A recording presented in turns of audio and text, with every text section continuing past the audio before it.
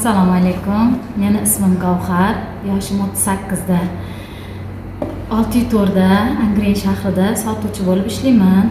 Direktorimiz Farida opam oldilariga Mohira opam keldilar. Shu mahsulotlar borligini bilib, choylarini, sinklarini xarid qilib ichdim. O'sha paytda men gripp edim.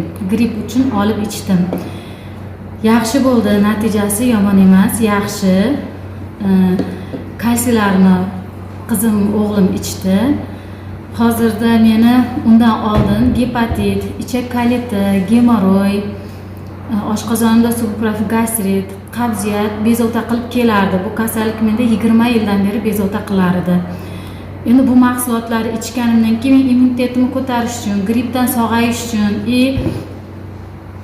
koronavirusdan keyin hid bilish qobiliyatim yo'qolganligi uchun mana shu sinkni ichgan edim.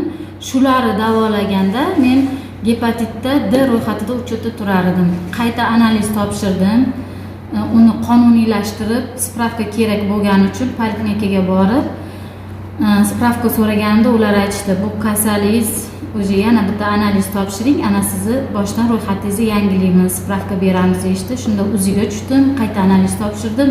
Men o'zimga lol qoldim. Analizlarim toza, hech qanaqa men D ro'yxatidan ham meni olib tashlashdi. Qonim toza, gepatit yo'q, jigarim ham toza chiqdi.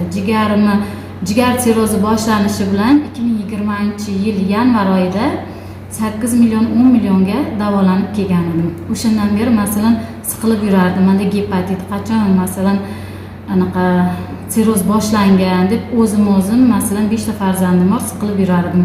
Hozir shu darajada lol qoldim. Men buni immunitetimni ko'tarish uchun, eslash qobiliyatim pasayganligi uchun, bularni hid bilish qobiliyati uchun men bu choyni ichak kolit uchun ichgan edim. Ichak koliti 20 yilga gemoroy, qabziyatdan davolanib, hozir eng meni lol qoldirgani gepatitdan tozalanib, jigarim toza bo'lgani uchun men juda ham xursandman.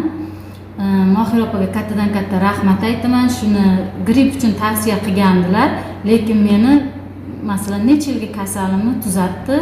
Sizlarga ham tavsiya qilaman. Sizlarga ham juda ham mahsulot 100% masalan o'zimda sinaganim uchun bu mahsulotga men 100% garantiya beraman.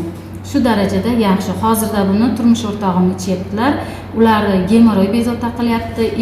Tishlar sarg'aygan. O'zimda ham masalan kofe ichib tishlarim sarg'aygandi. Biz hattoki bu choy bilan tishlarimizni ham oqartiryapmiz. Juda ham mahsulotga gap yo'q. Sizlarga ham tavsiya qilaman. Necha kiloga ozdingiz? 1,5 oy ichida 7 kilo vazn tashladim. Shu fevral oyidan ichishni boshlagan bo'lsam, mart oyining oxirigacha 7 kilo vazn tashladim.